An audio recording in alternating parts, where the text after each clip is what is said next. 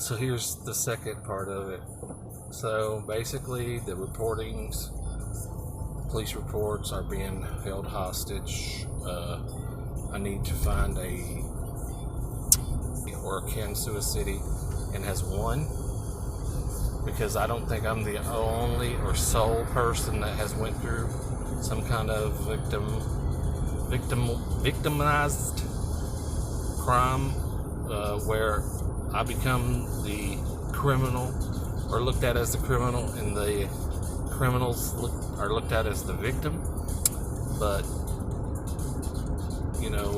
when I sent you an email after the eviction, or I actually visited your department to get a hold of you because I knew what was going to happen whenever they got the writ, got the signed off to get me out of the house. I knew what was going to happen, but really it happened quicker than I thought. But he was dead. Let's see, 2:30 till 2:30 will be 24 hours minus 4 hours.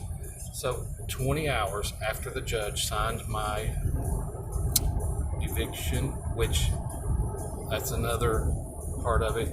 He allowed Mr. Brown to sit with the attorney, with Mr. Payne's attorney, and he continually called Mr. Brown Mr. Payne.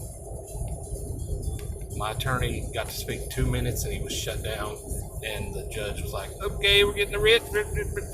But my attorney said, we possibly have a power of attorney that is not legal, and this is Mr. Brown, not Mr. Payne.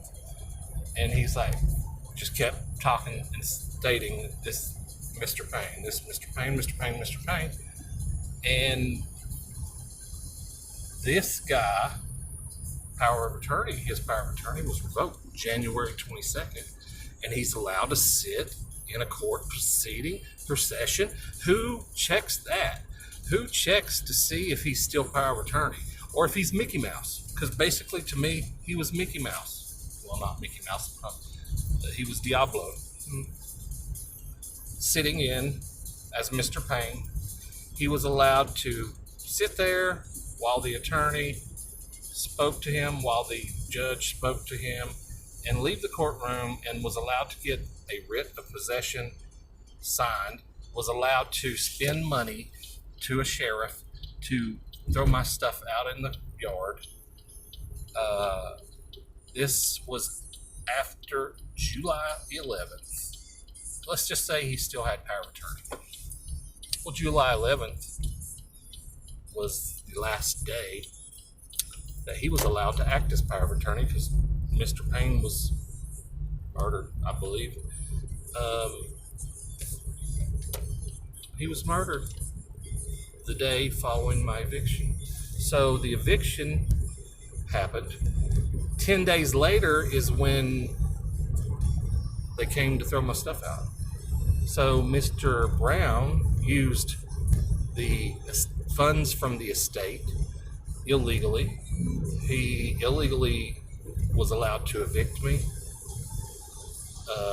because he was no longer power of attorney. There was no one representing the estate of Mr. Payne. I am the executor, which I am now processing through the courts. But I was the executor. I was the personal representative for the estate. But that all got squashed and stomped and put in the mud due to two convicts lying to court, lying to a city, lying to everybody they could to smear me. Now, how can someone pay a sheriff in 20 hours? He had from 2:30 p.m. on the 10th till 10:19 on the 11th to, first of all, call a number, get a call back after 2 p.m. the following day. That's their protocol. You call them, and they will call you after 2 p.m. the following day, because they do not have people manned at their telephones in the sheriff department, in the eviction department. So how do you get a call back and take a check or a money order to the sheriff from how do you get a callback between the hours of 8 and 10:19? You get a callback from the sheriff, and you take the check to pay for the eviction because he died at 10:19, and that's the only time he was allowed to be, let's say, power of attorney or have fiduciary duties to do that. There's no way. They illegally threw me out, threw all my stuff out, had the sheriff do it, tricked them, continue to live in the house. I lost everything, and I'm about to lose it again because I have no way of working. I'm working right now for Uber, but I'm having to turn the car that I'm renting for Uber in. I've exhausted all my family's resources, and I'm just trying to survive. But anyway, another video will continue.